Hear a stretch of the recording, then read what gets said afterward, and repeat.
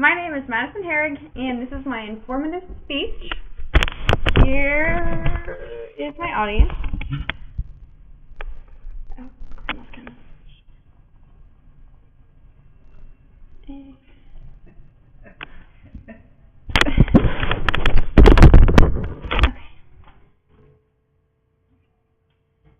I'm sure you all remember hearing the sound of chalk scraping across the board, students whispering in the background, and teachers explaining the next lesson.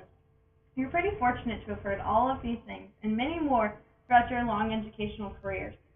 And I bet that in all of your college searching, you never came across a university by the name of Gallaudet. That's because Gallaudet University is exclusively for deaf and hard of hearing individuals. This was not the first deaf school in America, but was a big step in furthering deaf education. In this speech, I'll explain a brief history of deaf education, the foundings of Gallaudet, and what the university looks like today. The beginning of deaf education was tough, but it allowed for deaf individuals to form their own community. In 1817, Laurent Clerc, a sign language professor from Paris, came to the United States at the request of Thomas H. Gallaudet. Together, they started the first American deaf school in Hartford, Connecticut. As students went through the Hartford School and graduated, they fanned out across the country and started residential schools in other states. Today, each state has an assigned deaf school, which in Kansas is located in downtown Olathe. But only having one presents a problem. For families that live in other areas of the state, they either have to send their kids away all year or pack up and leave their homes. This led to the push for deaf education in public schools. Deaf students quickly became the second group of disabled students in public schools, behind only Down syndrome children. As deaf education spread like wildfire, there became a need for higher education, a college, which led to the founding of Gallaudet University.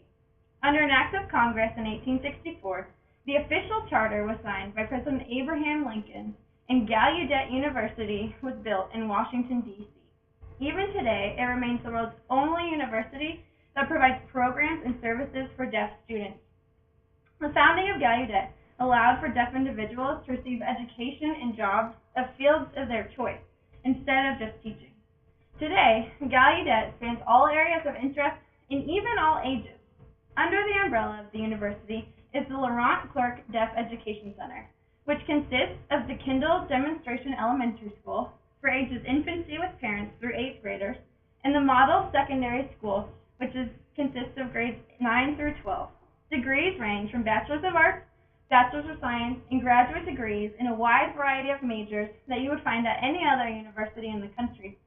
Undergraduate degrees are only offered to deaf and hard of hearing students, while graduate degrees are offered to deaf, hard of hearing, and even hearing students, as long as those hearing individuals are fluent in American Sign Language. This improved deaf education allowed for the deaf to not only form their own community, but to integrate into society. The founding of the first deaf school in America allowed for rapid takeoff of deaf education, and as it grew, the need for higher education allowed for Gallaudet University to be built.